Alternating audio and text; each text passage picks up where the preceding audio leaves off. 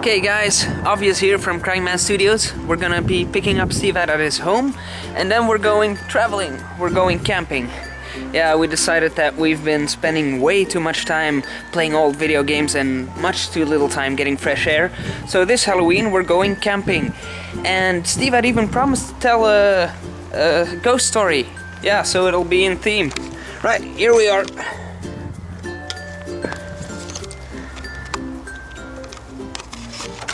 Smile! Hey, you made it, and you're filming already. Yeah.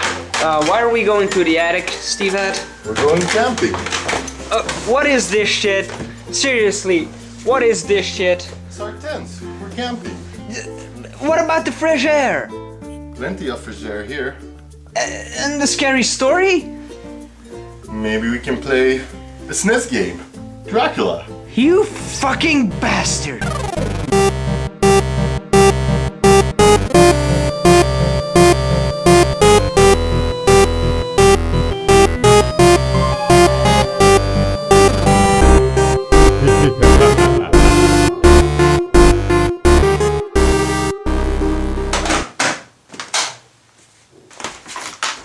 Now let me tell you the story of Dracula. Oh, you're just gonna play one of your old crappy games. Dracula isn't crappy. It's like Castlevania. Really? It's good? Like Castlevania? Well, it's like Castlevania. Right off the bat, pun intended, the intro clip sets the mood, but it's far from original or intriguing. It's pretty much as basic as a horror action game can get.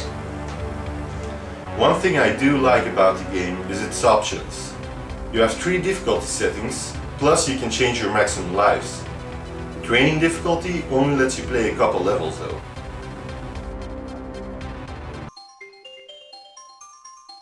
In this game you play as Harker.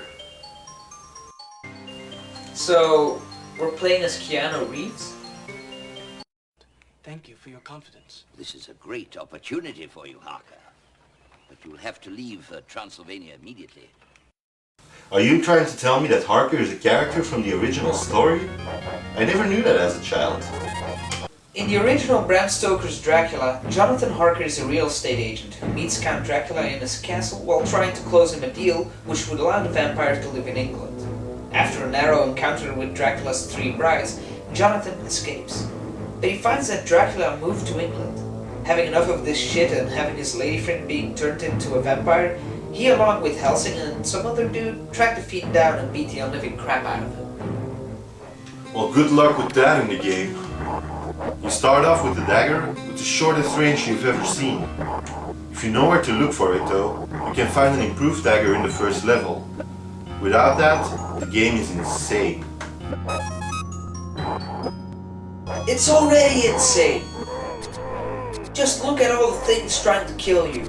So many different sprites.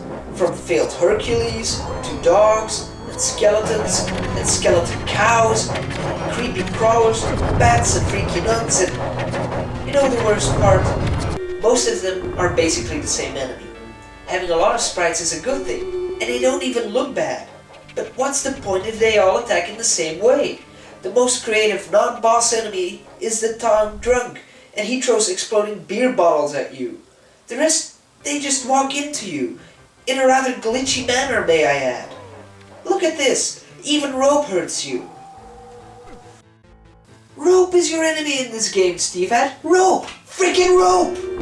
Why is it such a bad thing that puzzles are hard? You wouldn't mind it in any other game. Why is it bad in Dracula? Because it doesn't make sense. Oh yeah, wait, it does make sense. Because if I was in Harker's stead, I'd also use the rope to hurt myself. I'd use it to hang myself, to get out of this shitty game. You're exaggerating as always, Obvious. The game isn't that shitty. Now here's a fine feature in the game. You see that arrow? It points you in the right direction, which is very useful in quite a few of the levels. Yeah, especially in the ones in which you find all these doors you can't walk through. Yeah, that's always a pain in and by itself. But if you wish to get the secret weapons, which I suggest you look for, you've got to ignore that arrow for a while. Secret weapons, huh? Yeah, you've got a shotgun with bouncing bullets.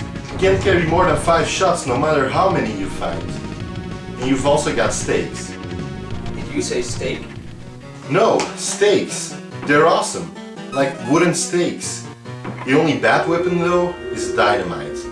You have to time it perfectly as it only goes off after its first bounce. Talk about timing it perfectly. Look at this trap. As if your walking pace isn't slow enough, the game makes you slow down and shuffle into the exact pixel so you don't get hurt.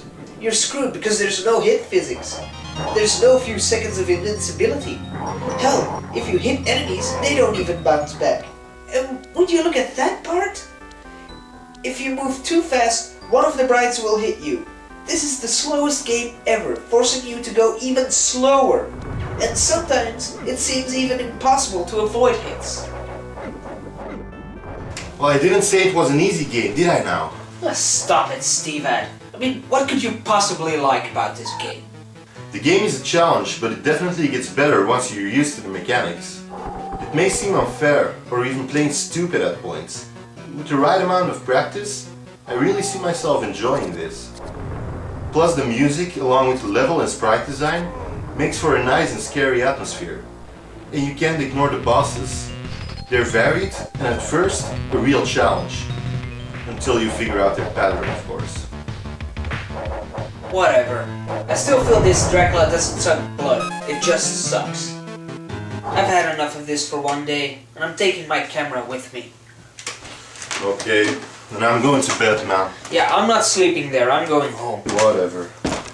Stupid Stivad and stupid SNES. Dracula and stupid... No! Stop it, rope!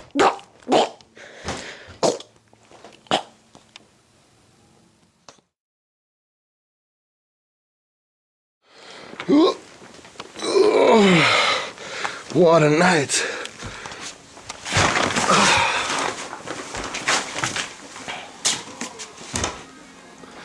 Oh my god! The SNES is still on!